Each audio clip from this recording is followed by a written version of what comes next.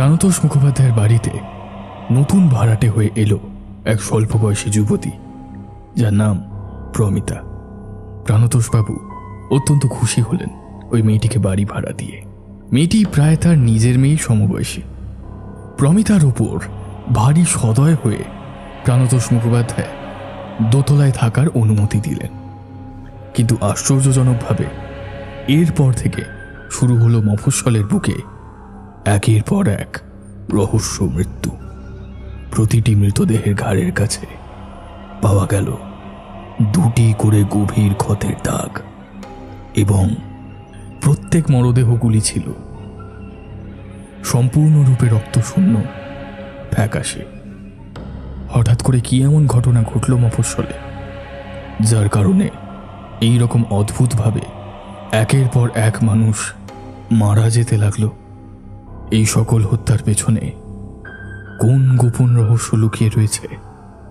প্রাণতোষবাবু এবং পাড়ার 5 জন যুবক কি পারবে শেষ পর্যন্ত এই সকল রহস্যের সমাধান করতে?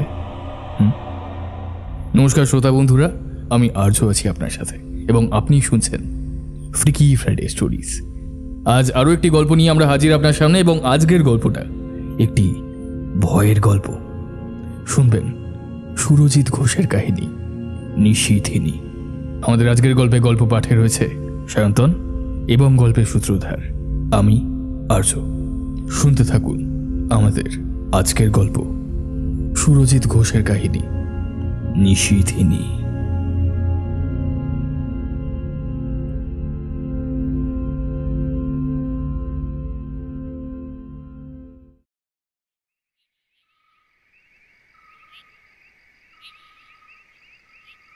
ঘরের দাওয়ায় বসে আপন মনে সিগারেটে লম্বা লম্বা টান দিচ্ছেন প্রাণতোষ মুখোপাধ্যায়।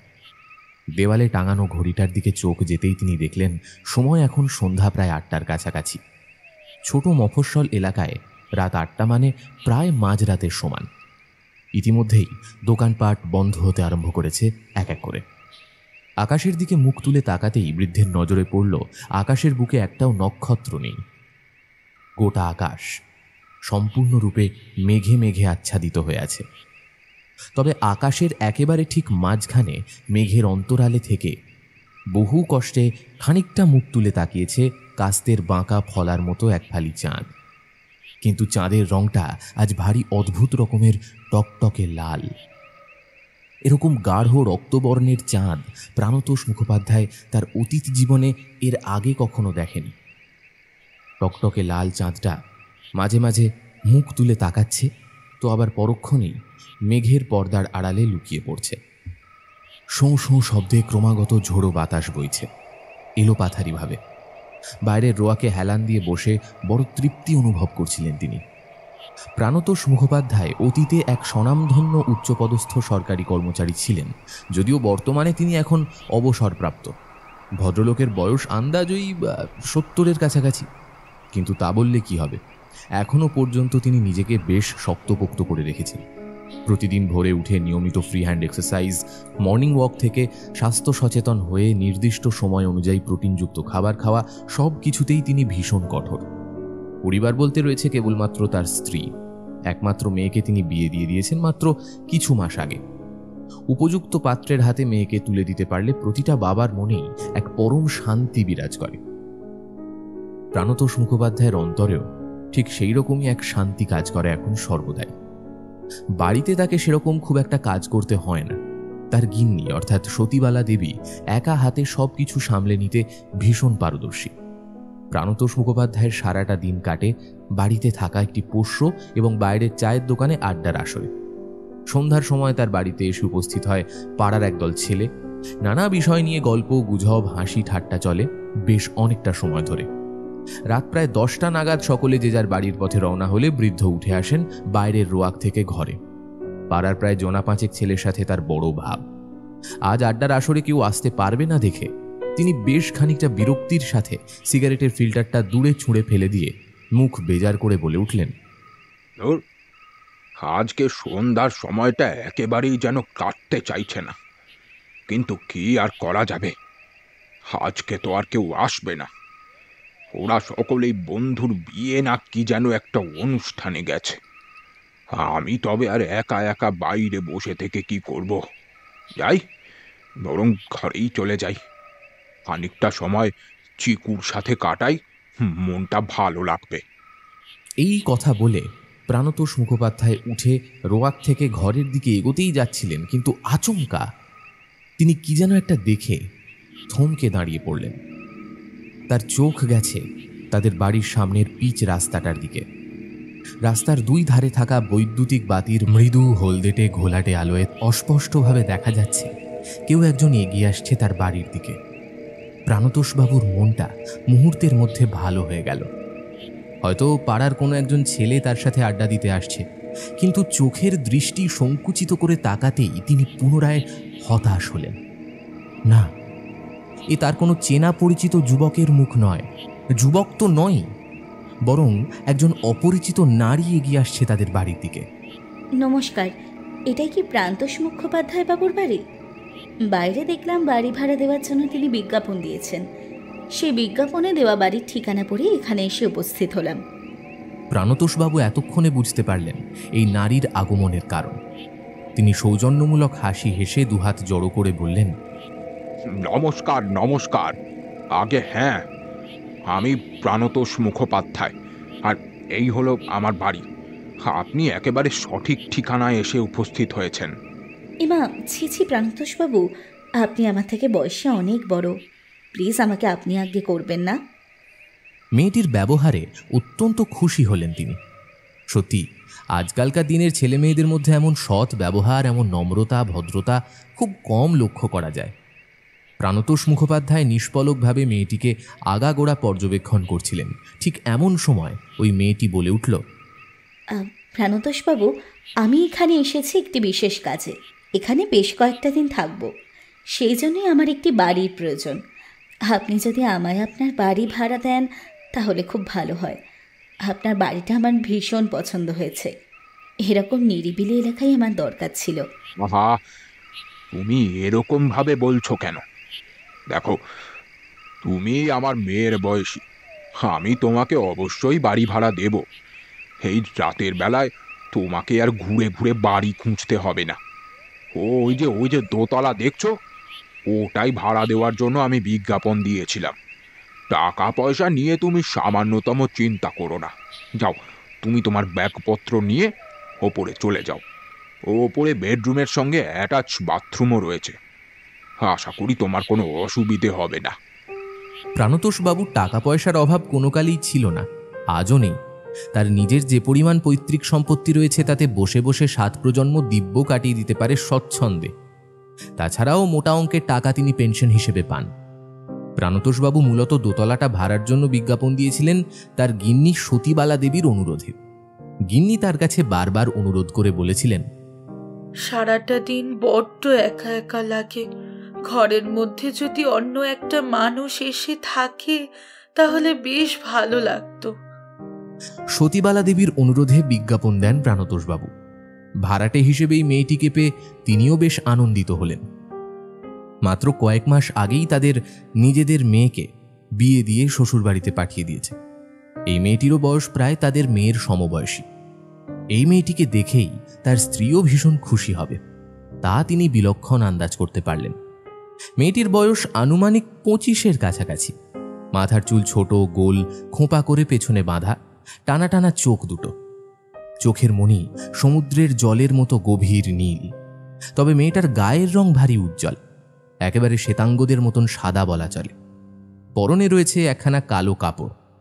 মেয়েটার কণ্ঠস্বর এতই সুমধুর যে সেতারে হালকাভাবে হাত বোলালে যেরকম ঝংকার ওঠে, এ একেবারে তেমন। নিজের ব্যাগপত্র নিয়ে মেয়েটা প্রাণতোষবাবুকে পেছনে ফেলে সামনের দিকে এগিয়ে যেতে যাচ্ছিল। ঠিক এমন সময় প্রাণতোষবাবু তাকে থামিয়ে বললেন, দেখো দেখি কাণ্ড, তোমার সঙ্গে এতক্ষণ এত কথা বললাম, অথচ তোমার নামটাই জানা হয়নি।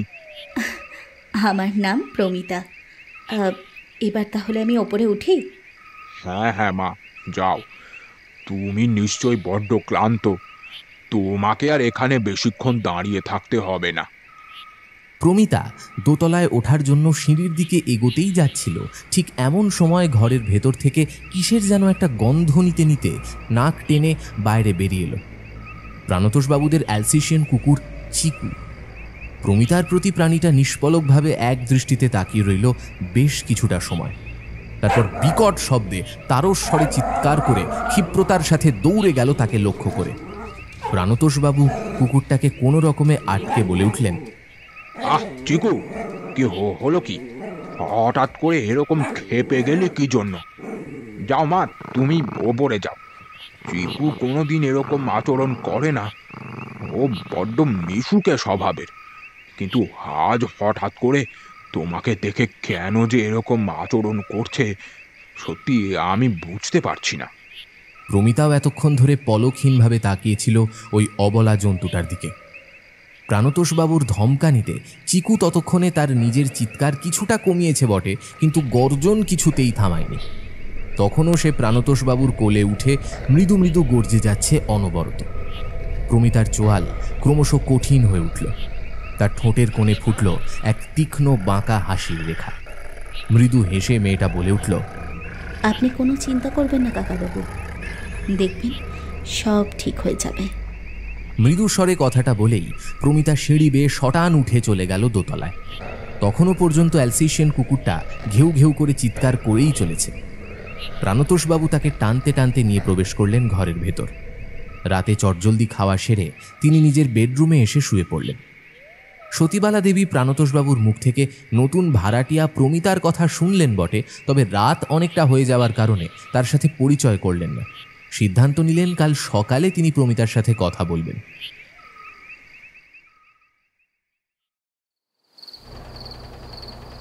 রাত্রি তখন বেশ গভীর বলা চলে। চারপাশ একেবারে থমথমে, কেবলমাত্র সিলিং ফ্যানের ক্যাচ ক্যাচ শব্দ ছাড়া আর কোনো কিছুই শোনা যাচ্ছে না। প্রচণ্ড গরমের কারণে প্রাণতোষবাবু এবং তার স্ত্রী বেডরুমের বিছানার সামনে থাকা বিশাল বড় জানলাটা খুলে রেখে শুয়েছিলেন। হঠাৎ করেই প্রাণতোষবাবু কেমন যেন ধরফর করে উঠে বসলেন। কিরকম যেন একটা বিজাতীয় শব্দ তার কানে এসে ঠেকছে। তিনি বিছানার মধ্যে উঠে বসতেই লক্ষ্য করলেন রাতে শোবার সময় প্রতিদিন তারা যে নাইট ল্যাম্পটা জ্বালিয়ে রাখেন, আজ রাতেও শোবার আগে সেটা অন করেছিলেন। বর্তমানে সেটা এখন আর জ্বলছে না। গোটা ঘর পুরোপুরি ডুবে গেছে নিকষ কালো অন্ধকারে। না, লোডশেডিং হয়নি। লোডশেডিং হলে মাথার ওপরের সিলিং ফ্যান এইভাবে বনবন করে ঘুরত না। তাহলে কি লাইটটার কোনো সমস্যা হলো? তাই হবে হয়তো। এই ভেবে অত্যন্ত সাবধানে তিনি ধীরে ধীরে বিছানা থেকে নামতে যাচ্ছিলেন, ঠিক এমন সময় সতীবালা দেবী জড়ানো গলায় বলে উঠলেন, কি হলো গো, এত রাতে ঘুম থেকে উঠলে কেন? বাথরুমে যাচ্ছ নাকি? না গো গিন্নি, বাথরুমে যাব বলে উঠিনি। হঠাৎ করে কি যেন একটা অদ্ভুত শব্দ শুনলাম বলে মনে হলো। সেই শব্দটা শুনেই তো ঘুমটা ভেঙে গেল। তুমি শোও, আমি একবার বাইরেটা থেকে ঘুরে আসি। অদ্ভুত শব্দ? এত রাতে আবার কিসের শব্দ শুনবে তুমি? আরে ওসব তোমার মনের ভুল। কিন্তু ঘরটা এমন অন্ধকার হয়ে রয়েছে কেন? এটাই তো বুঝতে পারছি না গো। কারেন্ট রয়েছে, আমার মনে হয় নাইট ল্যাম্পটা নষ্ট হয়ে গেছে। তুমি বিছানা থেকে নেমো না, আমি বরং একবার বাইরেটা থেকে চট করে ঘুরে আসি, না হলে কিছুতেই আমার ঘুম হবে না। তাছাড়া একবার বাথরুমেও যাব। অন্ধকার ঘরের মধ্যে হাতড়ে হাতড়ে প্রাণতোষবাবু এসে উপস্থিত হলেন সুইচ বোর্ডের কাছাকাছি। তারপর ঘটাঘট শব্দে বেশ কয়েকটা সুইচ অন করতেই বাইরের আলোটা জ্বলে উঠল। এতক্ষণ ধরে আলকাতরার মতন কালো কুৎসিত অন্ধকারের সাগরে যেন সমগ্র জায়গাটা ডুবেছিল। এবার সেই অন্ধকারাচ্ছন্ন মহাসমুদ্রের মাঝে হঠাৎ বুঝি জ্বলে উঠল এক টুকরো আলো। জায়গাটা মফস্বল হলেও প্রাণতোষবাবুদের বাড়িটা একেবারে লোকালয় থেকে বাইরে। তাদের বাড়ির সামনের কয়েক একর জমি সম্পূর্ণরূপে ফাঁকা। তারপরে আবার দু একটা করে বাড়ি বিক্ষিপ্তভাবে মাথা তুলে দাঁড়িয়ে আছে। ঘরের ভেতর যে পরিমাণ গরম রয়েছে, বাইরে সেই সমপরিমাণ উষ্ণতা নেই। একটা ঠান্ডা শিরশিরে বাতাস কেমন যেন পাক খাচ্ছে। আকাশের দিকে মুখ তুলে তাকিয়ে প্রাণতোষবাবু দেখলেন সারা আকাশ পুরোপুরি ঢেকে গেছে ঘন মেঘের আচ্ছাদনে। কালো গালিচার মতন আকাশের এক প্রান্ত থেকে অপর প্রান্তের দিকে বারবার ছুটে যাচ্ছে বিদ্যুতের লকলকে শিখা। মাঝে মধ্যেই গুরু গুরু শব্দে গর্জে উঠছে মেঘরাশি। তিনি বুঝতে পারলেন আর কিছুক্ষণের মধ্যেই হয়তো ঝড় উঠবে। সে কারণেই পরিবেশ এরকম থমথমে হয়ে রয়েছে। চারপাশের প্রতি তাকিয়ে কোথাও কোনো অস্বাভাবিক জিনিস দেখতে না পেয়ে তিনি পুনরায় ফিরে আসতেই যাচ্ছিলেন, ঠিক এমন সময় হঠাৎ নিচের দিকে চোখ পড়তেই তিনি এক প্রকার প্রায় আঁতকে উঠলেন। তার মুখ দিয়ে অজান্তেই বেরিয়ে এলো এক আর্তনাদ। মাটির মধ্যে পড়ে রয়েছে টকটকে লাল রক্ত, তবে এক দু ফোঁটা রক্ত নয়, একেবারে যেন বালতি বালতি রক্ত ঢালা হয়েছে সেখানে। গোটা জায়গা জুড়ে রীতিমতো বয়ে গেছে রক্তের নদী। এত রক্ত এলো কোথা থেকে? এ রক্ত কার? এই সমস্ত কিছু ভাবতে ভাবতে মৃগী রোগীর মতো থরথর করে কাঁপতে আরম্ভ করলেন প্রাণতোষবাবু। তিনি একেবারেই রক্ত দেখতে পারেন না, তার মাথা ঘোরে, বেশ দুর্বল বোধ করলেন বৃদ্ধ। হঠাৎ করে পেছন থেকে স্ত্রীর কণ্ঠস্বর ভেসে এল। কি হলো গো তোমার? কি হলো? এতক্ষণ হয়ে গেল, এখনো ঘরে ফিরে এলে না দেখে আমি আর বিছানায় শুয়ে থাকতে পারলাম না, তাই তো বেরিয়ে এলাম।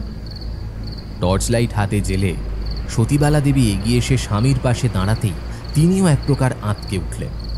তার চোখ মুখের অভিব্যক্তি বদলে গেল মুহূর্তের মধ্যে। বৃদ্ধ দম্পতি একে অপরের প্রতি দৃষ্টি বিনিময় করলেন। তাদের উভয়ের দৃষ্টির মধ্যেই মিশে রয়েছে চরম আতঙ্ক আর চূড়ান্ত ভয়। রক্তের ধারাটা ক্রমশ এগিয়ে গিয়েছে বাড়ির পাশে থাকা বাগানটার দিকে। এইরকম রক্তের উৎস দেখে সহজেই অনুমান করা যায় কিছু একটাকে টানতে টানতে বাগানের দিকে নিয়ে যাওয়া হয়েছে। হাতে জ্বলন্ত টর্চ নিয়ে মন্থর গতিতে তারা এগিয়ে গেলেন বাগানের দিকে। ঝোপঝাড় ঠেলে ভেতরে প্রবেশ করে একটা আকন্দ গাছের ঝোপের নিচে এসে দাঁড়াতেই সতীবালা দেবীর হাত থেকে খসে পড়ল টর্চ লাইটটা। তারা দুজনেই যে ভয়ানক মর্মান্তিক দৃশ্য দেখলেন তা দেখার জন্য সামান্যতম প্রস্তুত ছিলেন না কেউই। বুকের ভেতর একেবারে মোচড় দিয়ে উঠল। চোখের কোণ থেকে গড়িয়ে পড়ল টলটলে জলের ধারা। অত্যাধিক প্রিয় অপত্য স্নেহে পালন করা অ্যালসেশিয়ান কুকুরটা উপুর হয়ে পড়ে রয়েছে বাগানের নরম কচি ঘাসের ওপর। প্রাণতোষবাবু এবং সতীবালা দেবী দৌড়ে গেলেন চিকুর দিকে। পশু নয়, তারা নিজেদের সন্তানের মতো তাকে বড় করেছেন। আজ কতগুলো বছর তাদের বাড়িতে সদস্য হয়ে চিকু ছিল। এতটুকু একটা বাচ্চাকে এত বড় করে তুলেছেন তারা আদর যত্ন দিয়ে। চিকুর দুটো ছলছলে চোখ শেষবারের মতন দেখে নিল তার বৃদ্ধ মালিক এবং মালকিনের ক্রন্দনরতা মুখ দুটো। তারপর চিরকালের মতন নিদ্রার দেশে তলিয়ে গেল প্রাণীটা। চিকুর গোটা কণ্ঠনালী পুরোপুরি ছিন্ন করে দেওয়া হয়েছে। সেই কাটা অংশটা থেকে ফিনকি দিয়ে রক্ত বেরিয়ে আসছে। চিকুকে বুকের মধ্যে জড়িয়ে ধরে প্রবল কান্নায় ভেঙে পড়লেন বৃদ্ধ দম্পতি। চিকুর গর্জনই প্রাণতোষবাবুর কানে এসে হয়তো ঠেকেছিল, কিন্তু ঘুমন্ত অবস্থায় সেই আওয়াজ তিনি সঠিকভাবে চিনতে পারেননি। এতক্ষণ তাদের মাথার মধ্যে একবারও আসেনি তাদের শোয়ার ঘরে চিকু প্রতি রাতে শুয়ে থাকে, অথচ আজ সে ওই ঘরের মধ্যে ছিল না। অবশ্য গোটা ঘর যেভাবে অন্ধকার হয়েছিল তাতে কোনো কিছু দেখার উপায় ছিল না। সেই রাতে আর বৃদ্ধ দম্পতির ঘুম হলো না। চিকুর রক্তাক্ত শরীরটা বুকের মধ্যে ধরে বসে রইলেন তারা দুজন। একমাত্র যারা পশুপ্রেমী মানুষ হয়, যারা পশুদের কেবলমাত্র পশুর চোখে দেখে না, তাদের সন্তানের মতো লালন পালন করে, পরম ভালোবাসে, শুধুমাত্র তারাই বুঝতে পারেন এই কষ্ট আসলে ঠিক কতখানি। এসব আপনি কি বলছেন কাকাবাবু? আপনার কথা শুনে তো মনে হচ্ছে কেউ ধারালো কোনো অস্ত্র দিয়ে চিকুর গলার কণ্ঠনলী কেটে দিয়েছে। আচ্ছা, আপনি কি বুঝতে পারছেন এই জঘন্য কাজ কে করতে পারে? চিকুকে হত্যা করার পেছনে কার কি স্বার্থ লুকিয়ে থাকতে পারে? সেটাই তো বুঝতে পারছি না মোহন। হে অঙ্কটা মিলিয়ে উঠতে পারছি না কিছুতেই। চিকুকে ওইভাবে যে কে মারলো, এখনো যেন চোখের সামনে চিকুর মুখটা ভেসে উঠছে। তোমাদের কাকিমা গতকাল রাত থেকে ভীষণ রকমের কান্নাকাটি করে চলেছেন। হ্যাঁ, সেটাই তো স্বাভাবিক। চিকুর মরদেহটা পরের দিন সকালে বাগানের মধ্যে কবরস্থ করে স্নান সেরে বাজারে চায়ের দোকানে এসে বসলেন প্রাণতোষ মুখোপাধ্যায়। তার মুখ থেকে গতকাল রাতে ঘটে যাওয়া ওই বীভৎস ঘটনার কথা শুনে সকলে একেবারে চমকিত হয়ে উঠল। চায়ের দোকানের বেঞ্চে বসেছিল মোহন, বিনয়, সুকান্ত আর ভূপাল। এরা প্রত্যেকেই প্রাণতোষবাবুর অত্যন্ত স্নেহভাজন পাত্র। প্রাণতোষবাবুর আড্ডার আসরের সঙ্গীও বলা চলে। সকলে তার মুখ থেকে চিকুর এমন মর্মান্তিক পরিণতি শুনে সত্যিই বড় কাতর হয়ে পড়ল। মোহন চায়ের দোকানদারের উদ্দেশ্যে বলল, দাদা, কাকাবাবুর জন্য একটা চা বিস্কুট আর সিগারেট দাও। কাল রাত থেকে নিশ্চয়ই এখনো পর্যন্ত দাঁতে কিছু কাটেননি। কাকাবাবু, একটু চা খান, দেখবেন ভালো লাগবে। হ্যাঁ মোহন, তুমি একেবারে সঠিক কথাই বলেছ। সত্যি কাল রাত থেকে এখনো পর্যন্ত কিছু খাইনি। বারবার চিকুর কথাটা মনে পড়ে যাচ্ছে, আর তখনই ভীষণ কষ্টে বুকটা ফেটে যাচ্ছে, বুঝলে তো। কাকাবাবু, আপনি কোনো চিন্তা করবেন না। যে চিকুর সাথে এমন চরম অন্যায় করেছে তাকে তার উপযুক্ত শাস্তি আমরা দেবই। চায়ের দোকানদারের কাছ থেকে উষ্ণ ধুমায়িত চায়ের ভাঁড় নিয়ে তাতে সামান্য ফুঁ দিয়ে লম্বা একটা চুমুক বসালেন প্রাণতোষ মুখোপাধ্যায়। চায়ে চুমুক দিয়ে সবেমাত্র সিগারেটে আগুন ধরাতে যাবেন, ঠিক এমন সময় চায়ের গুমটির মতন দোকানের দিক থেকে ঊর্ধ্বশ্বাসে দৌড়ে এলো নরেন। নরেন ওদের দলের আরও এক সদস্য। নরেন এসে ভীষণ রকমের হাঁপাতে লাগল। ছেলেটার বুকটা একেবারে হাঁপড়ের মতো ওঠানামা করছে, ধরফর করছে। তাকে এইভাবে পাগলের মতো দৌড়ে আসতে দেখে বিনয় বলল, এই এই এই নরেন, এই তো কি হয়েছে রে? হ্যাঁ, এইরকম করে পাগলের মতো ঊর্ধ্বশ্বাসে ছুটে এলি কেন? একেবারে যাকে বলে সাংঘাতিক ঘটনা ঘটে গেছে। এখনো তোরা কেউ কিছু জানিস না? হ্যাঁ, কি কোন সাংঘাতিক ঘটনা রে? হ্যাঁ, আরে বাবা, কাল রাতে আমাদের মফস্বলে একটা খুন হয়ে গেছে। নরেনের মুখ থেকে শেষের বলা এই কথাটা শুনে সকলে যেন একেবারে লাফিয়ে উঠল। প্রাণতোষবাবু ভীষণ রকমের অবাক হয়ে প্রশ্ন করলেন, সব তুমি কি বলছো নরেন? আমাদের এই মফস্বলে এইরকম খুনের ঘটনা তো কুসমিন কালেও কখনো ঘটেছে বলে মনে হয় না। কোথায় খুন হয়েছে, আর কাকেই বা খুন করা হয়েছে? আমাদের পাশের পাড়াতেই খুনটা হয়েছে কাকাও। পাশের পাড়ার ভবানী জেঠুকে খুন করা হয়েছে। তবে কৌশলটা একেবারে অদ্ভুত, বা বলা ভালো সম্পূর্ণ আলাদা। মৃতদেহের শরীরে এতটুকু কাঁটা ছেঁড়া কিংবা রক্তপাতের চিহ্ন ছিল না। প্রথমবার মৃতদেহ দেখলে মনে হয় এই ঘটনা নিছকই এক সাধারণ মৃত্যু, কিন্তু যদি একটু খুঁটিয়ে দেখা যায় তাহলে নজরে পড়বে জেঠুর ঘাড়ের কাছে দুটো গভীর ক্ষত রয়েছে। ক্ষতগুলো বেশ গভীর এবং যথেষ্ট চওড়া। ওই ক্ষত দুটোর মধ্যে থেকেই নাকি ভবানী জেঠুর দেহের সমস্ত রক্ত টেনে বের করে নিয়েছে কেউ। মৃতদেহ একেবারে রক্তশূন্য ফ্যাকাশে অবস্থায় পড়েছিল রাস্তার মধ্যে। গোটা মফস্বল জুড়ে যাকে বলে হুলস্থুল কাণ্ড চলছে। সুকান্তবাবু বড় ব্যাকুল হয়ে বলল, বাপরে, এই যে বড় সাংঘাতিক মৃত্যু! ভবানীবাবুকে এইরকম করে খুন করলো কে? সুকান্ত, তোর এই প্রশ্নের উত্তর শুধুমাত্র আমি নই রে, এই গোটা তল্লাটের মানুষ জানে না। ভবানী জেঠুর মৃত্যুটা একেবারে রহস্যময় হয়ে উঠেছে। গোটা পাড়ার মানুষ ভীষণ ভয় পেয়ে গেছে এরকম এক অস্বাভাবিক অপ্রত্যাশিত মৃত্যুর প্রত্যক্ষদর্শী হয়ে। তোমরা বরং বসো, বুঝলে, আমি বাড়ি যাই। এতক্ষণে হয়তো এই ঘটনার কথাটা তোমাদের কাকিমার কানে গিয়ে পৌঁছেছে।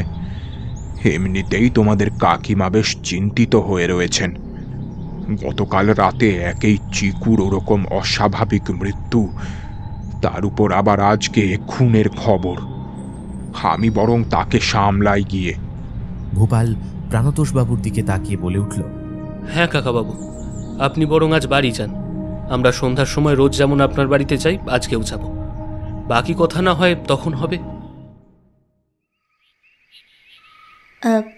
কাকাবাবু, সত্যি আপনাদের বাড়ির ওই পোষ্যটি, কি যেন নাম ছিল? হ্যাঁ, মনে পড়েছে, চিকু। ওর কথা ভেবে বড় কষ্ট হচ্ছে। কাল অবধি প্রাণীটা কেমন জলজ্যান্ত ছটফটে ছিল, আমাকে দেখে কি ভীষণ রকমের তেড়ে এসেছিল। অথচ দেখুন, আজ 24 ঘন্টা যেতে না যেতেই মাটির তলায় সে কেমন আজীবনের মতো ঘুমিয়ে পড়ল। আহারে, প্রাণীটার কথা ভেবে বড্ড কষ্ট হয়। তার উপর আবার শুনলাম ওই সামনের পাড়ায় নাকি কোন এক ব্যক্তি গতকাল খুন হয়েছেন। এসব কী যে ঘটছে তা বুঝতে পারছি না।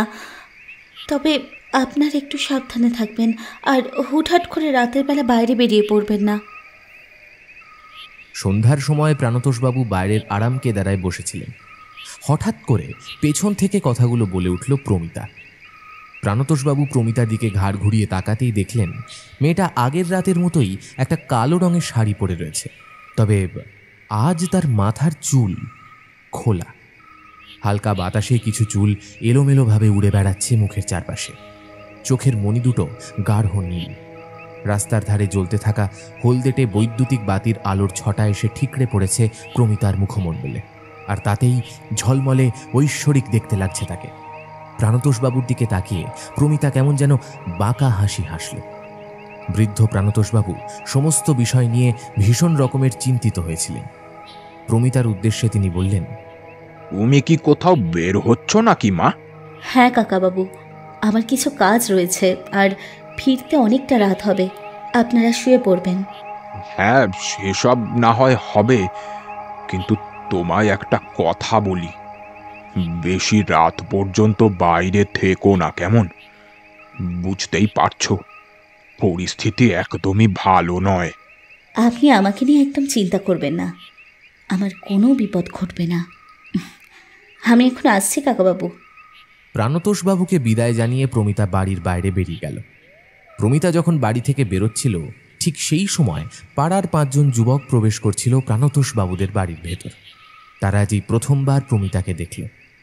দাবার উপর বিছানো শতরঞ্জিতে এসে মোহন, বিনয়, সুকান্ত, ভূপাল আর নরেন বসল। অত্যন্ত কৌতূহলের সাথে নরেন প্রশ্ন করল, কাকাবাবু, আপনাদের বাড়ি থেকে যে মহিলা বের হয়ে গেল সে কে? এর আগে কখনো আপনাদের বাড়িতে দেখেছি বলে তো মনে পড়ছে না। হ্যাঁ নরেন, তুমি একেবারে সঠিক কথাই বলেছ। সত্যি, তাকে এর আগে তোমরা দেখোনি। ওর নাম প্রমিতা। ও কালকেই এসেছে আমাদের দোতলার ভাড়াটে হিসেবে। আচ্ছা, বুঝলাম। প্রাণতোষবাবুর সাথে এবার পাড়ার 5 জন যুবক মিলে নানা বিষয় নিয়ে আলোচনা করতে আরম্ভ করল। তবে আজকের আসরের মূল আলোচ্য বিষয় ছিল তাদের মফস্বলকে ঘিরে যে চাঞ্চল্যকর পরিস্থিতির সৃষ্টি হয়েছে তা। ভবানীবাবুকে খুন করার পেছনে কার কি উদ্দেশ্য থাকতে পারে তা কিছুতেই তারা ভেবে বের করতে পারছিল না। এছাড়াও খুনের ধরন একেবারে আলাদা কেন তাও কারোর মাথায় ঢুকছিল না। সব কিছু কেমন যেন তালগোল পাকিয়ে যাচ্ছিল। অনেকক্ষণ ধরে নিজেদের মধ্যে কথা বলতে আরম্ভ করে কখন যে ঘড়ির কাঁটা 10:30টার গণ্ডি পেরিয়ে গেছে তা কারোর খেয়াল ছিল না। হঠাৎ করেই সুকান্ত বলল, আচ্ছা, এবার আমাদের উঠতে হবে।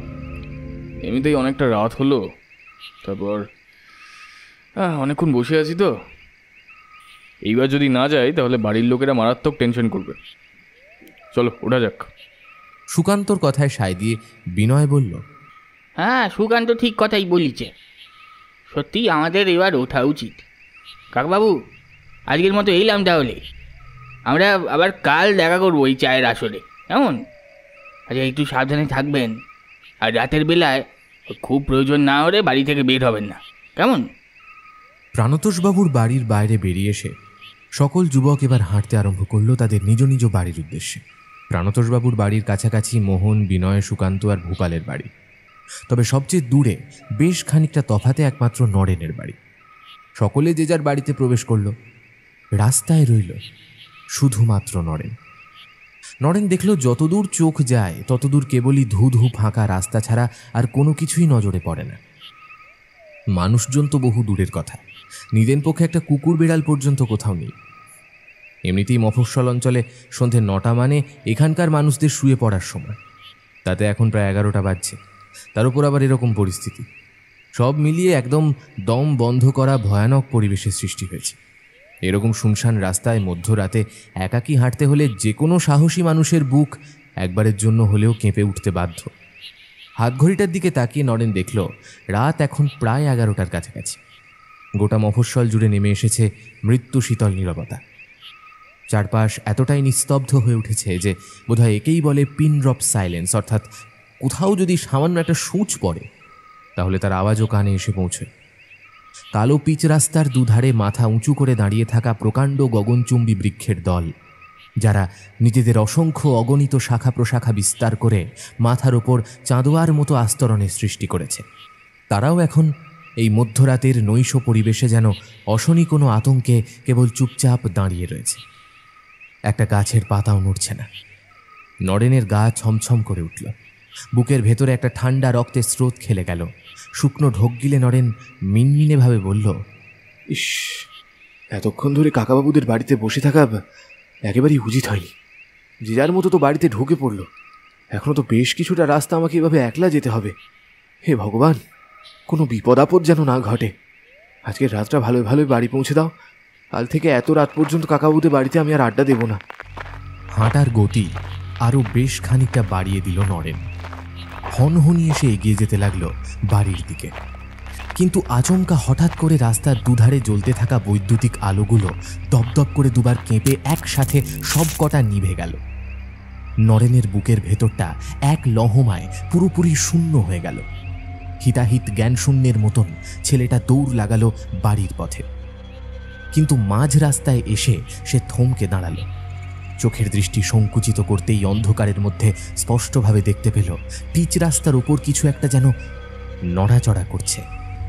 হ্যাঁ, তিমিরাচ্ছন্ন পরিবেশের মধ্যে একটা গাঢ় সজীব অন্ধকার যেন মৃদুমন্দ নড়ছে। রাস্তার ওপর কিছু একটা রয়েছে, কিন্তু এত দূর থেকে তা বোঝা যাচ্ছে না সঠিকভাবে।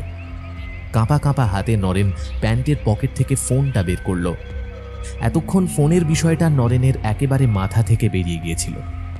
ফোনের ফ্ল্যাশ লাইট অন করতেই নরেন যা দেখল তাতে যথেষ্ট ছিল যে কোনো সুস্থ মানুষের হৃদযন্ত্র বিকল করে দেওয়ার জন্য। নরেনের বুক ঠেলে উঠে এলো এক তীব্র মারণ চিৎকার।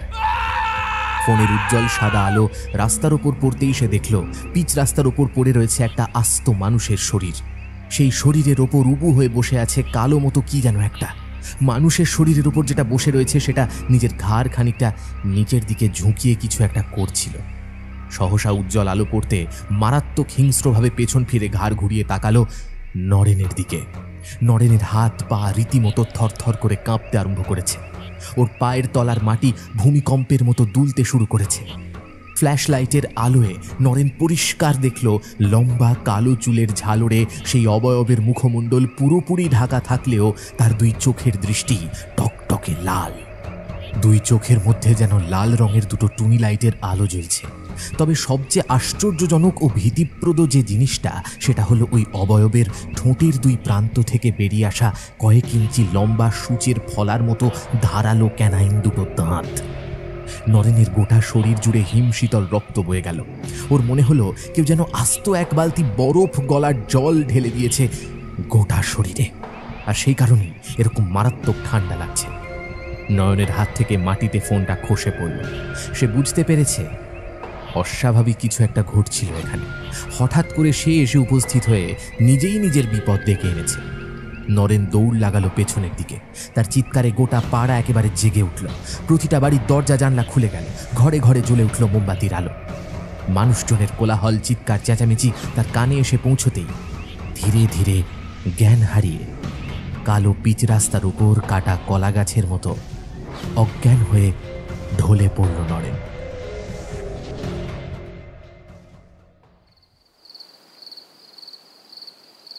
নরেন, এই নরেন, তুই কি শুনতে পাচ্ছিস আমাদের কথা? মোহন চোখে মুখে ঠান্ডা জলের ছিটে দিতে ধীরে ধীরে জ্ঞান ফিরে এলো নরেনের। চোখের পাতা খুলে তাকাতেই সে দেখল তার চারজন বন্ধু এবং প্রাণতোষবাবু ঝুঁকে পড়েছে তার ওপর। তারা ছাড়াও পাড়ার আরও অন্যান্য অনেক মানুষ সেখানে উপস্থিত হয়েছে। প্রত্যেকের মুখ সম্পূর্ণভাবে ভাবলেশীন ও চিন্তিত। সকলের মুখ ভীষণ ভয়ে আতঙ্কে শুকিয়ে একেবারে যেন এতটুকু হয়ে গেছে। নরেন উঠে বসে এক প্রকার প্রায় ডুকরে কেঁদে ফেলল। সংক্ষেপে সে সকলকে বলল বাড়ি যাওয়ার পথে লোডশেডিং হয়ে যাবার পর সে কী ঘটনা প্রত্যক্ষ করেছে। নরেনের কথা শেষ হলে প্রাণতোষবাবু কাটা কাটাভাবে বললেন, রাস্তার উপর থেকে আমাদের পাড়ার ময়নার মায়ের মৃতদেহ উদ্ধার করা হয়েছে। এ মরদেহ সম্পূর্ণরূপে রক্তশূন্য এবং ভবানী বাবুর মতোই ঘাড়ের কাছে দুটি গভীর ক্ষত চিহ্ন মিলেছে। প্রাণতোষবাবুর মুখ থেকে ময়নার মায়ের মৃত্যু সংবাদ শুনে দুহাত দিয়ে মুখ ঢেকে অসহায়ের মতো কাঁদল নরেন। পারলাম না, আমি কিচ্ছুটি করতে পারলাম না। আমার চোখের সামনে দেখলাম একটা মানুষকে মেরে ফেলা হচ্ছে। কি ভয়ঙ্কর, কি ভয়ানক, সাংঘাতিক, যন্ত্রণাদায়ক মৃত্যু। তবে ওটা আসলে কি ছিল? ময়নার মায়ের মৃতদেহের ওপর যে উবু হয়ে বসেছিল সে আর যেই হোক না কেন কখনোই কোনো হিংস্র পশু হতে পারে না। আমি পরিষ্কার দেখেছি সে একজন মানুষ, এবং আমি যদি খুব ভুল করে না থাকি তাহলে সে একজন মেয়ে মানুষ ছিল। এই নরেন, তুই কি বলছিস এইসব? তুই ঠিক দেখেছিস? হ্যাঁ, আমি একেবারে সঠিক দেখেছি। আমার দেখায় কোনো ভুল হয়নি, ওটা একজন মেয়ে মানুষই ছিল।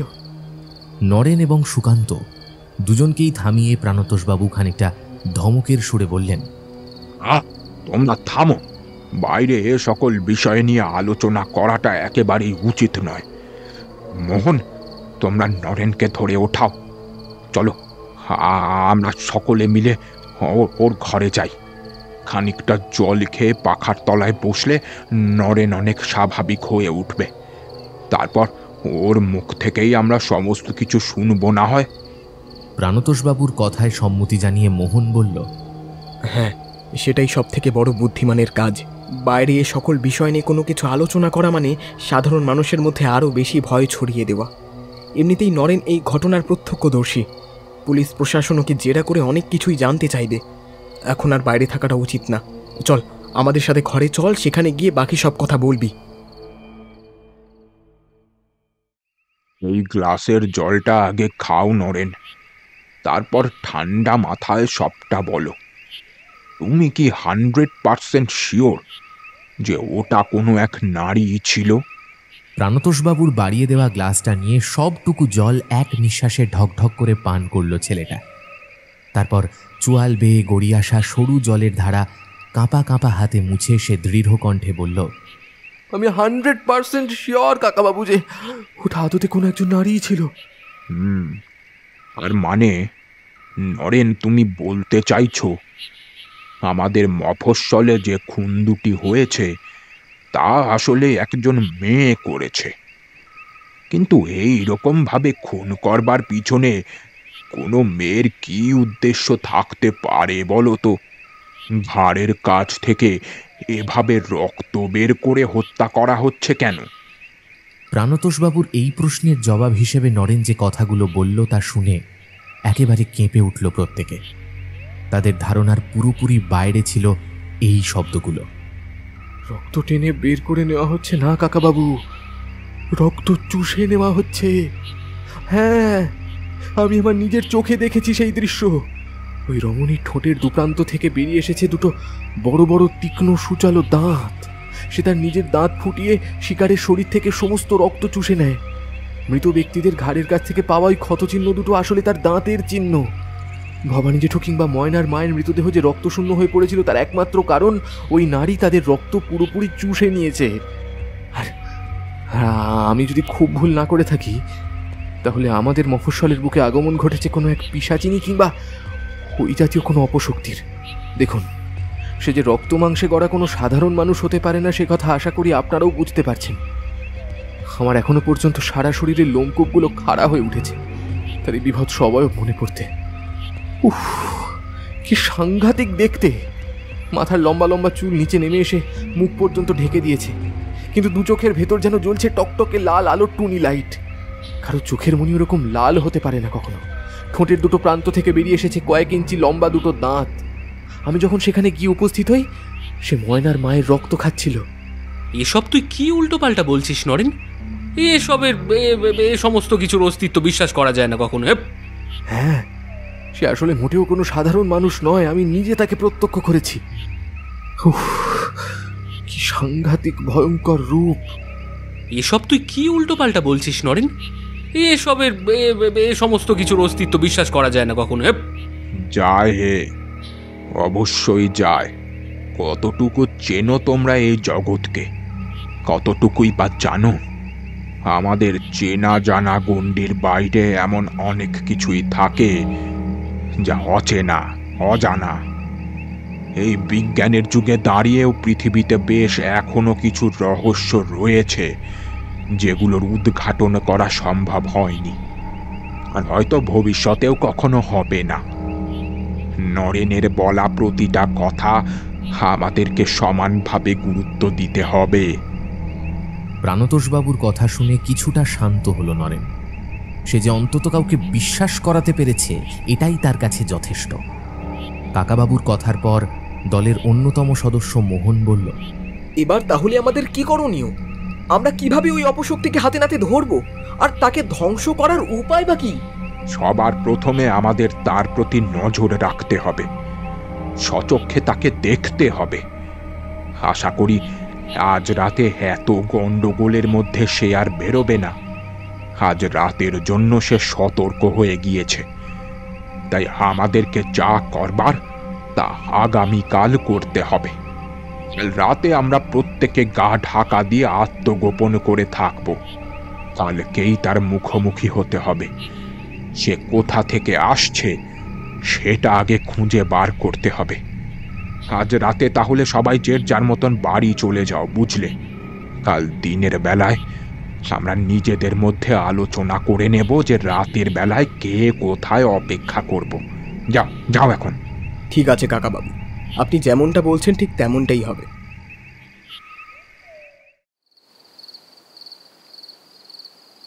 প্রাণতোষবাবুর কথায় সায় দিয়ে তার নির্দেশ মেনে নরেনকে সাবধানে থাকতে বলে সকলেই এবার বেরিয়ে এলো তাদের বাড়ি থেকে।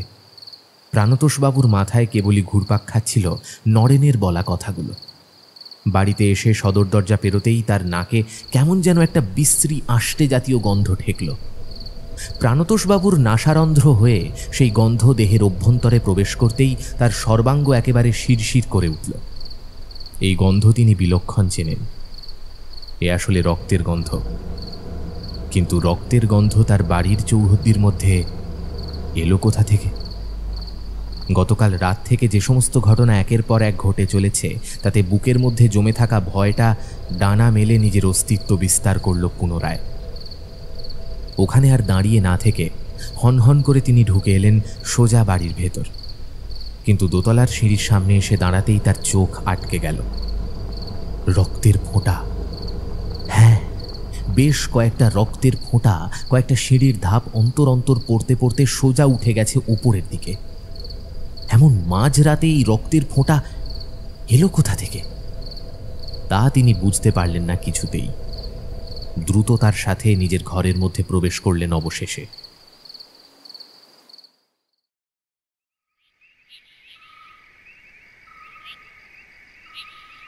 চারিদিক প্রায় নিশ্ছিদ্র অন্ধকারের প্রাচীরে আবদ্ধ। বহুদূরে রাস্তায় দুপাশে যে বৈদ্যুতিক বাতিগুলো জ্বলছে সেই বাতির ছটা এতদূর পর্যন্ত এসে পৌঁছতে পারেনি সঠিকভাবে। সুতরাং গোটা জায়গাটা জুড়ে একটা ছায়া ছায়া অন্ধকার বিরাজ করছে। আকাশের বুকে মুখ তুলে তাকিয়ে থাকা ক্ষয়িত চাঁদের মরা জোছনা গলন্ত মোমের মতো ক্রমশ চুইয়ে নামছে পৃথিবীর বুকে। পাশের বাদাবন থেকে ভেসে আসছে এক টানা ঝিঝি পোকার ডাক। দু একটা জোনাকি পোকা তাদের ক্ষুদ্র মৃদু আলোকে সম্বল করে উড়ে বেড়াচ্ছে যত্রতত্র। একদল কনকনে ঠান্ডা বাতাস উন্মত্ত ঘোড়ার মতন দাপাদাপি করছে গোটা তল্লাট জুড়ে। বহু দূরের নলখাগড়ার ঝোপ থেকে ভেসে আসছে এক পাল রক্তলোভী শ্রীগালের হুঙ্কার ধ্বনি। পাঁচ মাথার মোড়ে যে বিশাল বড় বটগাছটি রয়েছে সেই বটগাছের তলায় বাঁধানো বেদির ওপর আপাদমস্তক চাদর মুড়ি দিয়ে ঘুমোচ্ছে খুব সম্ভবত কোনো একজন ভিক্ষুক। এই সমস্ত ভবঘুরে মানুষেরা এইভাবে খোলা আকাশের নিচে প্রতিদিনই ঘুমোয়। তবে এরকম জটিল পরিস্থিতিতে মফস্বলের এই চাঞ্চল্যকর সময় একের পর এক রহস্যময় হত্যার কথা শোনার পরেও কোনো মানুষ যে এইভাবে বাইরে সম্পূর্ণ অসুরক্ষিত অবস্থায় এরকম নিশ্চিন্তভাবে ঘুমোতে পারে তা হয়তো যে কোনো মানুষের কল্পনার বাইরের বিষয়। দমকা বাতাসের স্রোতে বটগাছের পাতা মর্মর শব্দ তুলে উঠল। পুনরায় আবার ভেসে এলো শ্রীগালের হুঙ্কার। অন্ধকার রাস্তার মধ্যে এসে থমকে দাঁড়ালো একটা কালো ছায়া। এলোকেশী সেই ছায়ামূর্তির দু চোখের দৃষ্টি সম্পূর্ণরূপে টকটকে গাঢ় লাল। অস্পষ্ট অন্ধকারের মধ্যেও তার দুই ঠোঁটের দুপ্রান্ত থেকে বেরিয়ে আসা বড় বড় ধারালো দাঁতগুলো চকচক করে উঠছে বারবার। ছায়ামূর্তির ঠোঁটের কোণে খেলে গেল এক সূক্ষ্ম হাসি। এইভাবে হাতের নাগালে সহজলভ্য শিকার পেলে যে কোনো শিকারীরই আনন্দিত হওয়ার কথা। ওই কালো কুচকুচে অশরীরী ছায়ামূর্তি হল সাক্ষাৎ নরক লোকের পিশাচিনী। খিলখিল করে হেসে উঠল সে।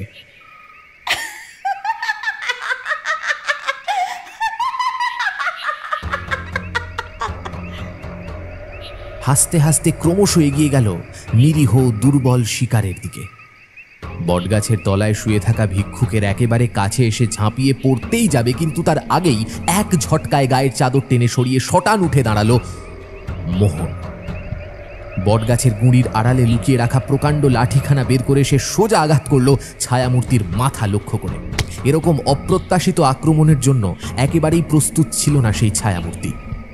মোহন লাঠি দিয়ে আঘাত এনে চিৎকার করে বলল, সর্বনাশিনী, কি ভেবেছিস এভাবে তুই একের পর এক নিরীহ নিরপরাধ মানুষের রক্ত চুষে খাবি? আজ তোকে তোর কুতকর্মের উচিত শিক্ষা দিয়ে তবেই ক্ষান্ত হব। সেই ছায়ামূর্তি তথা পিশাচিনী একেবারে লাফিয়ে উঠল। তীব্র মারাত্মক যন্ত্রণায় কোকিয়ে উঠল সে। কোনো ভিক্ষুক নয়, পাড়ার ছেলে মোহন সম্পূর্ণ ইচ্ছাকৃতভাবে এমন আপাদমস্তক চাদর মুড়ি দিয়ে ঘুমের ভান করে এখানে এই বটগাছের তলায় অপেক্ষা করছিল আদতে এই পিশাচিনীর জন্য। অশুভ সেই ছায়ামূর্তি একবারের জন্য বুঝতে পারেনি যে এভাবে তাকে হাতে নাতে ধরার জন্য একটা ফাঁদ পাতা হয়েছে। মোহন হাতের লাঠি শক্ত করে বাগিয়ে ধরে আবার আঘাত করতেই যাচ্ছিল, কিন্তু তার আগে চকিতে সেই ছায়ামূর্তি দৌড় লাগালো। এতক্ষণ ধরে বটগাছের আশেপাশের বিভিন্ন অন্তরালে লুকিয়ে থাকা প্রাণতোষবাবু, বিনয়, সুকান্ত, ভূপাল আর নরেন তারা প্রত্যেকে বেরিয়ে এলো। সকলে মিলে আজ এই মধ্যরাতে উপস্থিত ছিল নিজেদের পরিকল্পনা মতন ওই অশুভ শক্তি সম্পন্ন নারীকে হাতে নাতে ধরার জন্য। কিন্তু সেই অশুভ নারী হাতের নাগালে এসেও এইভাবে যে হাত ফসকে পালিয়ে যাবে এত সহজে, তা তারা ভাবতে পারেনি। সুকান্ত প্রত্যেকের উদ্দেশ্যে বলল, এই চলো চলো চলো, এক্ষুনি ওর পিছু নিতে হবে। ও আসলে কোথায় গিয়ে উঠছে তা জানাটা আমাদের জন্য খুব জরুরি। সুকান্তর কথা শুনে প্রত্যেকে এবার দুরদার করে ছুটতে আরম্ভ করল। কিন্তু ততক্ষণে সেই পিশাচিনী বেশ অনেকটা পথ এগিয়ে গেছে। একেবারে ঝড়ের গতিবেগে ছুটে চলেছে সে। মারাত্মক যন্ত্রণায় ছটফট করছে তার শরীরের প্রতিটা অঙ্গ প্রত্যঙ্গ। পিশাচিনী পিছন ফিরে না তাকালেও প্রাণতোষবাবুরা ঠিকই তাকে লক্ষ্য করে দৌড়ে চলেছে সম্পূর্ণ নিঃশব্দে। অন্ধকারে ডুবে থাকা গোটা পাড়ার অলিগলি পার করে ওই রহস্যময়ী অতিলৌকিক নারী প্রাণতোষবাবুর বাড়ির পেছনের দিকে এসে থমকে দাঁড়ালো। বিষাক্ত গোখ্র সাপ যেমন ছোবল দেওয়ার আগে ফসফস করে, ঠিক সেই রকমই এক গর্জন করে চলেছে সে অনবরত। প্রাণতোষবাবু এবং ওই 5 জন যুবক ততক্ষণে ছুটতে ছুটতে প্রায় এসে উপস্থিত হয়েছে তার বাড়ির পেছনে। তারা বিস্ময় ভরা চোখে দেখল ওই রহস্যময়ী কালো ছায়ামূর্তি একেবারে সরীসৃপ প্রাণীর মতো 4 হাত পায়ে ভর করে দেওয়াল বেয়ে উঠে গেল সোজা দোতলায়, তারপর মিলিয়ে গেল অন্ধকারের মধ্যে। এ কি প্রাণতোষবাবু, এই যে সোজা আপনার বাড়ির দোতলায় উঠে গেল? বাকরুদ্ধ অবস্থায় হতভম্বের মতো নিজের বাড়ির দোতলার দিকে তাকিয়েছিলেন প্রাণতোষবাবু। আচমকা তার সম্বিত ফিরে এলো ভূপালের কথায়। তিনি থমথমে গলায় উত্তর দিলেন, এটাই তো আমিও বুঝতে পারছি না হে, ও আমার বাড়ির দোতলায় উঠল কেন? আচ্ছা কাকাবাবু, আপনি আপনার বাড়ির দোতলাটা কাকে যেন ভাড়া দিয়েছিলেন না? হ্যাঁ, আমি একজন স্বল্পবয়সী মেয়েকে আমার বাড়ির দোতলাটা ভাড়া দিয়েছি। ওর নাম প্রমিতা। প্রমিতা প্রমিতা? হ্যাঁ, সেদিন সন্ধ্যার সময় আপনার বাড়িতে যাবার সময় ওই মেয়েটির সাথে আমাদের দেখা হয়েছিল বটে। আচ্ছা কাকাবাবু, একটা জিনিস লক্ষ্য করে দেখেছেন? ওই মেয়েটি আপনার বাড়িতে ভাড়াটে হয়ে আসার পর থেকেই আমাদের মফস্বলে কিন্তু এই সমস্ত ঘটনা ঘটতে শুরু করেছে। হ্যাঁ, এইসব তুমি কি বলছো মোহন? তুমি কি কোনোভাবে প্রমিতাকে সন্দেহ করছো নাকি? আগে হ্যাঁ কাকাবাবু, আমার কিন্তু ওই মেয়েটিকে রীতিমতো সন্দেহ হচ্ছে। প্রথম দিন মেয়েটিকে দেখেই আমার কিরকম যেন অদ্ভুত লেগেছিল। মেয়েটি আপনাদের বাড়িতে আসার প্রথম রাতেই চিকুকে ওভাবে মেরে ফেলা হলো, আর তারপর থেকেই তো শুরু হলো আমাদের মফস্বল জুড়ে ওই রহস্যময় খুন। আর এক্ষুনি আপনি নিজের চোখেই দেখলেন পিশাচিনী সোজা আপনার বাড়ির দোতলায় উঠে গিয়েছে। আচ্ছা সত্যি করে বলুন তো, আপনারও কি মনের মধ্যে এত কিছুর পরেও সামান্যতম সন্দেহ হচ্ছে না ওই প্রতিমাকে নিয়ে? এই সকল কিছুর সাথে কি আপনি কোনো যোগসূত্র খুঁজে পাচ্ছেন না? মোহনের বলা একটা কথাও নেহাত অযৌক্তিক কিংবা ফেলে দেওয়ার মতো মনে হলো না কারোর। সত্যি তো, এত কিছু তলিয়ে ভেবে দেখেননি প্রাণতোষবাবু। মোহন বড় বিচক্ষণ এবং বুদ্ধিমান স্বভাবের ছেলে। তার বলা প্রতিটা কথা প্রাণতোষবাবুকে বেশ ভাবালো। সুকান্ত বৃদ্ধ প্রাণতোষবাবুর ভয়ার্ত মুখের দিকে তাকিয়ে প্রশ্ন করল, আচ্ছা কাকাবাবু, আপনি যে ওই মেয়েটাকে বাড়ি ভাড়া দিয়েছেন, তা ওই মেয়েটার আইডেন্টিটি সম্পর্কে আপনি কি কিছু জেনেছেন? মানে তার পরিচয়পত্র এসব কি আপনার কাছে আছে? তার নাম সত্যিই কি প্রমিতা, নাকি অন্য কিছু? তার বাড়ি কোথায়, মানে সে কোথা থেকে এসেছে, এই সমস্ত কিছু কি আপনি জানেন? মানে এইসব বিষয় কি জিজ্ঞেস করেছেন আপনি? না বাবা, এরকম তো কিছু আমি ওর কাছ থেকে দেখতে চাইনি। ওর মুখের কথাতেই আমি ওকে থাকতে দিয়েছিলাম। আসলে মেয়েটাকে আমার প্রথম দেখাতেই বড্ড ভালো লেগেছিল। প্রায় আমার মেয়েরই সমবয়সী হওয়ার কারণে তার উপর কেমন যেন একটা মায়া পড়ে গিয়েছিল। বোকামি, মস্ত বড় বোকামি করে ফেলেছেন কাকাবাবু। এই যুগে এরকম বোকামি কেউ করে? আপনি যাকে নিজের বাড়িতে থাকার জন্য ভাড়া দিচ্ছেন তার সম্পর্কে একটু খুঁটিয়ে জেনে নেবেন না? অন্তত বেসিক আইডেন্টিটি জানা অত্যন্ত প্রয়োজন। কাকাবাবু, আপনি বাড়ি ফিরে যান, কাকিমা একলা রয়েছে। আমরাও বাড়ি ফিরে যাচ্ছি। তবে প্রমিতার ওপর আপনি একটু নজর রাখবেন। আর হ্যাঁ, ওকে কিছুতেই বুঝতে দিলে চলবে না যে আপনি ওকে সন্দেহ করছেন। দেখুন, ওই পিশাচিনী কিন্তু বুঝতে পারিনি যে কারা তার পেছন পেছন এতখানি পথ ছুটে এসেছে। সুতরাং আপনার কথা সে জানতে পারেনি। আপনি স্বাভাবিকভাবে তার মুখোমুখি হবেন, লক্ষ্য করবেন তার মধ্যে অসঙ্গতিপূর্ণ কোনো কিছু ঘটছে কিনা। কাল সকালে চায়ের দোকানে আমাদের দেখা হবে, তখনই আমরা আপনার কাছ থেকে জানবো বাকিটা। মোহনের কথা শুনে বৃদ্ধ প্রাণতোষ মুখোপাধ্যায় এবার ঢুকে এলেন তার নিজের বাড়ির ভেতর। 5 জন যুবক যে যার মতন হাঁটতে আরম্ভ করল নিজ নিজ বাড়ির উদ্দেশ্যে। শেষ রাতের অন্ধকারে প্রমিতা দরজা খুলে বাইরে বের হতেই দেখল দোতলার বারান্দায় একাধিক বেতের চেয়ারের ওপর গা এলিয়ে বসে রয়েছেন বাড়ির মালিক বৃদ্ধ প্রাণতোষবাবু। সারা রাত্রি মেয়েটা দু চোখের পাতা এক করতে পারেনি। তীব্র যন্ত্রণায় ছটফট করেছে কেবল। তার মুখের মধ্যে সেই যন্ত্রণার ছাপ স্পষ্টভাবে লেগে রয়েছে। রাতের বেলায় ঘুমের ঘোরে বিছানা থেকে পড়ে মাথার বেশ কিছুটা অংশ কেটে গিয়েছে, খানিকটা রক্তও বেরিয়েছে। সেই জন্যই এভাবে ব্যান্ডেজ করে নিয়েছি। প্রাণতোষবাবুর মুখমণ্ডলে একটা অদ্ভুত হাসি খেলে গেল। প্রমিতা যে তাকে একেবারে মিথ্যে কথা বলছে তা তিনি বিলক্ষণ উপলব্ধি করতে পারলেন বটে, কিন্তু চোখ মুখের মধ্যে আবেগের মতোই সেই অটল বিশ্বাসের ভাব বজায় রেখে প্রমিতার দিকে তাকিয়ে কাতর কণ্ঠে বললেন, এ কি, ব্যান্ডেজ দেখে তো মনে হচ্ছে বেশ অনেকটাই কেটে গিয়েছে। তুমি তো একটিবার আমাদেরকে ডাকতে পারতে। আমি কি একজন ডাক্তারের ব্যবস্থা করব? কতখানি কেটে গিয়েছে বলো দেখি, অনেকটা রক্তও বেরিয়ে গেছে। তো তুমি বরং বিশ্রাম নাও, আমি একজন ডাক্তার ডেকে আনছি। আপনি দয়া করে আমাকে নিয়ে এত ব্যস্ত হয়ে পড়বেন না। আমি এখন আগের থেকে অনেকখানি সুস্থ রয়েছি। সামান্য কিছুটা কেটেছে, খুব একটা বেশি গভীরভাবে কাটেনি। ভালোভাবে ব্যান্ডেজ করে দিয়েছি, তাই যথেষ্ট। আপনি দয়া করে আমাকে নিয়ে এত চিন্তা করবেন না। আপনি যান, নিচের তলায় যান, আমি একটু বিশ্রাম নিই। তুমি ঠিক বলছো তো মা? ডাক্তার ডাকবার প্রয়োজন নেই তো? আচ্ছা বেশ, ঠিক আছে, তুমি তাহলে বিশ্রাম নাও, আমি বরং নিচে নেমে যাচ্ছি। এই কথা বলে প্রাণতোষবাবু নিচে নেমে আসার জন্য সিঁড়ির দিকে এগোতেই শুনতে পেলেন দরাম শব্দে ঘরের দরজা বন্ধ করে দিল প্রমিতা। প্রাণতোষবাবুর মনের মধ্যে সীমাহীন কৌতূহল যেন রক্তের সাথে টকবক করে ফুটতে আরম্ভ করল।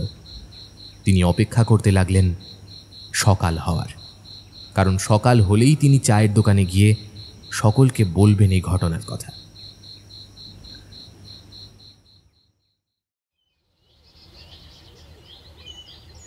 তোমাকে একটা কথা বলবো বলবো করে কিছুতেই বলে উঠতে পারছি না।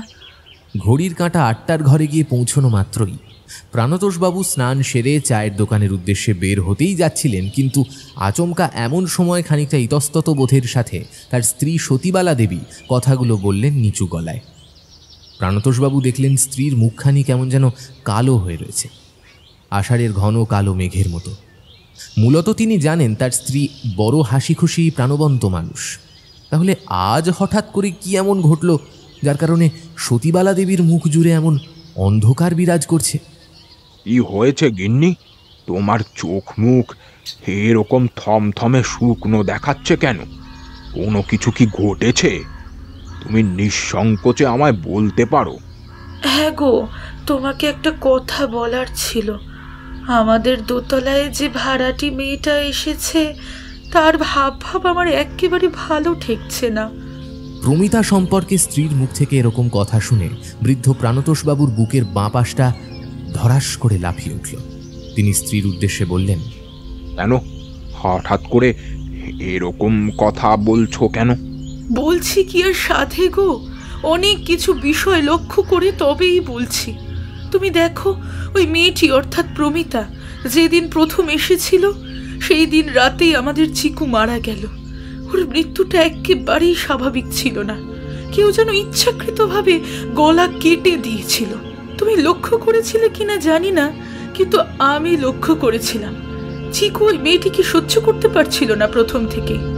ওই মেয়েটি যখন প্রথম আমাদের বাড়িতে এসেছিল তখনও বিভৎস আচরণ করেছিল, যেটা চিকু সচরাচর কোনো মানুষ দেখলেই করে না।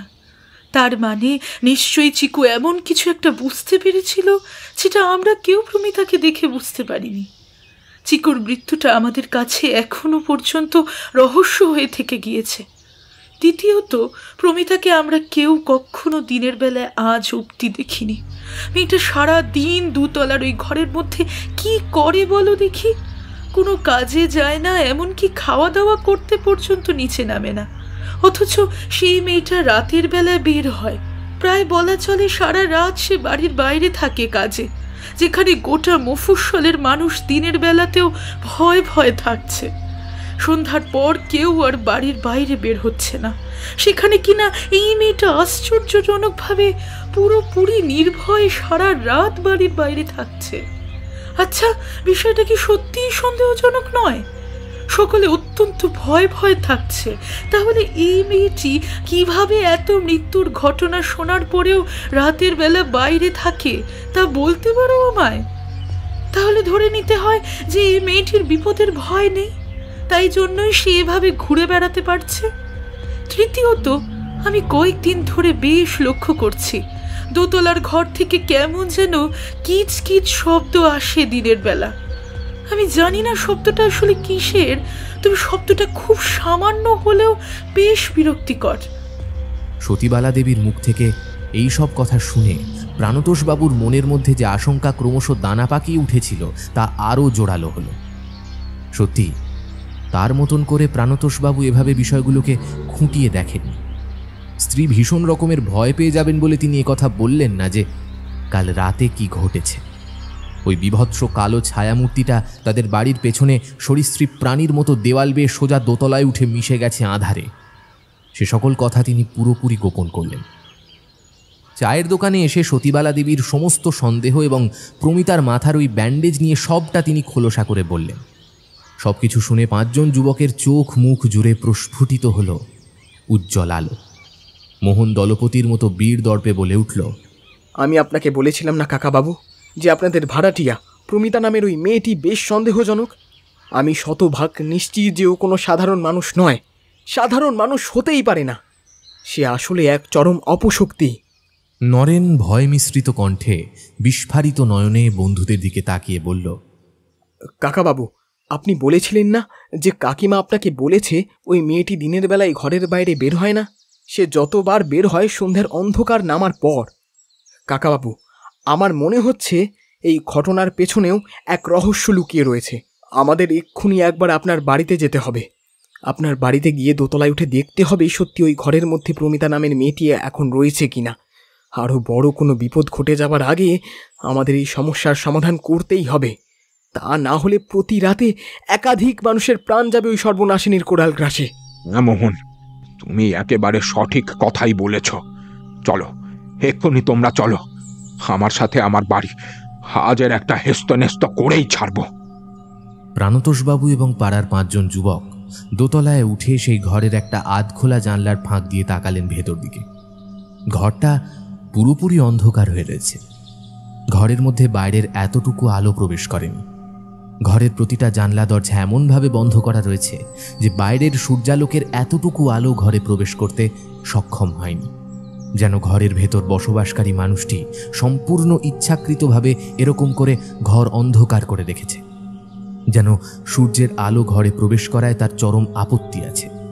সুকান্ত বলল, টর্চ একটা টর্চ লাইট আনতে হবে। টর্চের আলো ফেলে দেখতে হবে ঘরের ভেতরে কি রহস্য লুকিয়ে আছে এই অন্ধকারের মধ্যে। ভূপাল দুর্দার করে নেমে গেল সিঁড়ি ভেঙে নিচে। নিচের তলা থেকে ফের দ্রুততার সাথে টর্চ নিয়ে এলো। টর্চ লাইটের সাদা উজ্জ্বল গোলাকার আলোর বৃত্ত সোজা গিয়ে প্রবেশ করল ঘরের ভেতর। ঘরের ভেতর থেকে একটা বিশ্রী আষ্টে বদখত গন্ধ এসে ওদের প্রত্যেকের নাকে জোরালোভাবে ধাক্কা মারল।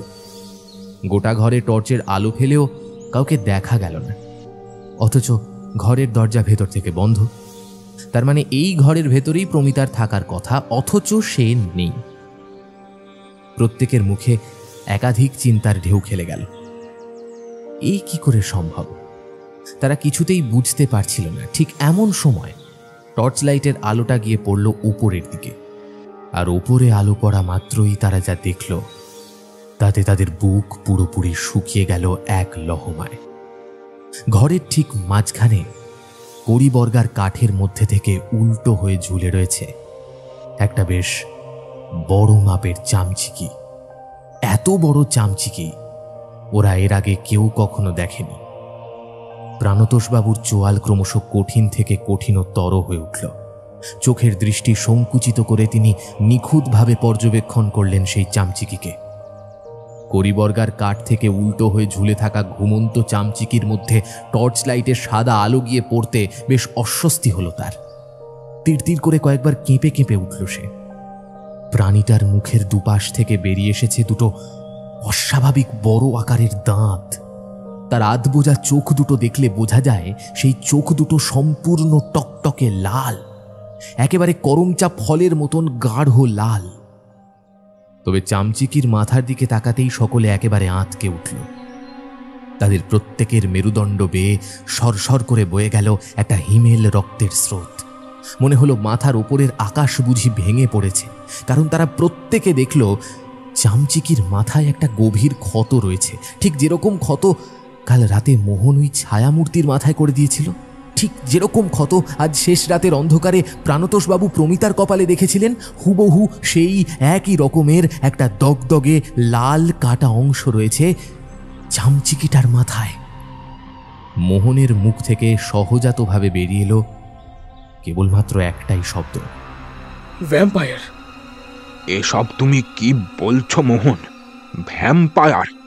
সে তো পাশ্চাত্যের কাহিনীতে বর্ণিত এক অতিলৌকিক সত্তা। ভ্যাম্পায়ার এখানে আমাদের মাঝখানে আসবে কি করে? বাস্তবে কি ভ্যাম্পায়ার বলে আদৌ কিছু হয়? হয় কাকাবাবু, সেই প্রমাণ তো আপনার চোখের সামনেই রয়েছে। কেবলমাত্র পাশ্চাত্য নয়, আমাদের দেশেরও বিভিন্ন সাহিত্যিক কালের পর কাল ধরে নানান রচনা লিখে গিয়েছে তাদের নিয়ে। সেদিন আপনি তো বললেন আমাদের পৃথিবীতে নাকি এখনো পর্যন্ত এমন অনেক রহস্য রয়েছে যাদের সমাধান করা কখনো কারোর পক্ষে সম্ভব নয়। ধরে নিন এটিও সেই রকম একটি রহস্য। এই ভ্যাম্পায়ার কোথা থেকে এলো তা আমি জানি না, কিন্তু এটুকু বেশ বুঝতে পারছি যে প্রমিতা নামের এই মেয়েটি আদৌ কোনো মানুষ নয়। সে আসলে একজন ড্রাকুলা বা ভ্যাম্পায়ার। দিনের বেলায় সূর্যের আলোতে এরা মানুষ রূপ ধারণ করতে পারে না, তাই জন্যই নিজের আসল স্বরূপ অর্থাৎ এই চামচিকির রূপ নিয়ে ঘরের ভেতরে নিজেকে আবদ্ধ করে রাখে। সন্ধ্যার অন্ধকার নামার পর প্রমিতা হয়ে বাইরে বেরিয়ে এসে সে এভাবে হত্যালীলা চালায়। কি বলছো মোহন? এ তো বড় সাংঘাতিক বিষয়। হ্যাঁ কাকাবাবু, সাংঘাতিক বলে সাংঘাতিক। তবে সবকিছু যখন আমাদের কাছে পরিষ্কার হয়ে গিয়েছে, তবে আমাদের এই অশুভ শক্তির বিনাশ ঘটাতেই হবে। তা না হলে আমাদের মফস্বল পুরোপুরি ধ্বংস হয়ে যাবে। প্রতিটা রাত হয়ে উঠবে সাক্ষাৎ বিভীষিকাময়।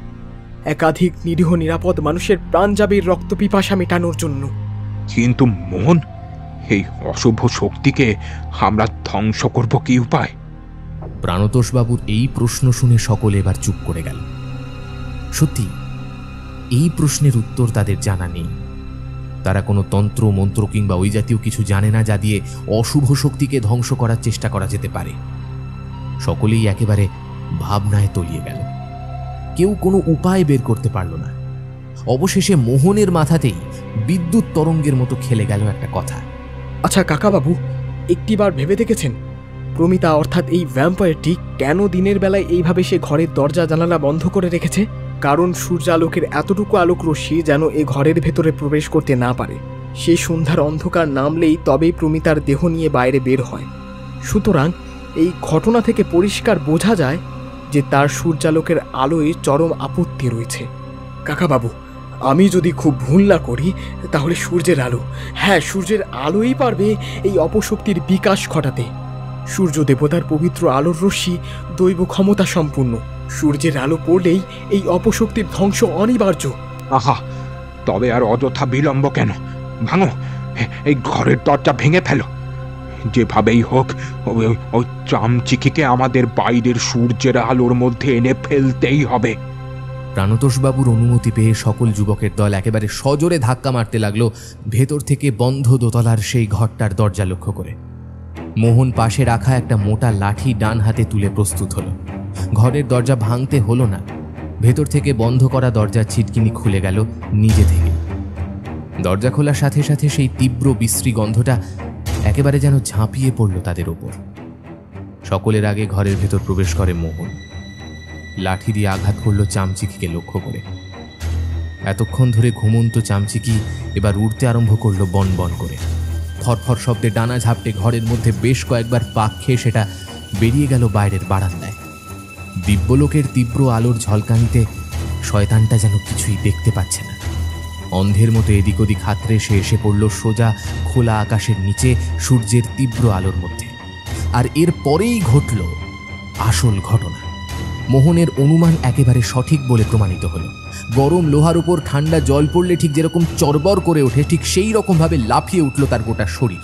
দোতলার আকাশ থেকে মাটির মধ্যে এসে পড়ল সজোরে। মুখ দিয়ে এক বিভৎস রকমের কিচকিচ শব্দ করতে লাগলো। তারপর ধীরে ধীরে কেমন যেন নেতিয়ে পড়ল। চোখের সামনে নিজে থেকেই তার সমগ্র শরীরে দপ করে আগুন জ্বলে উঠল।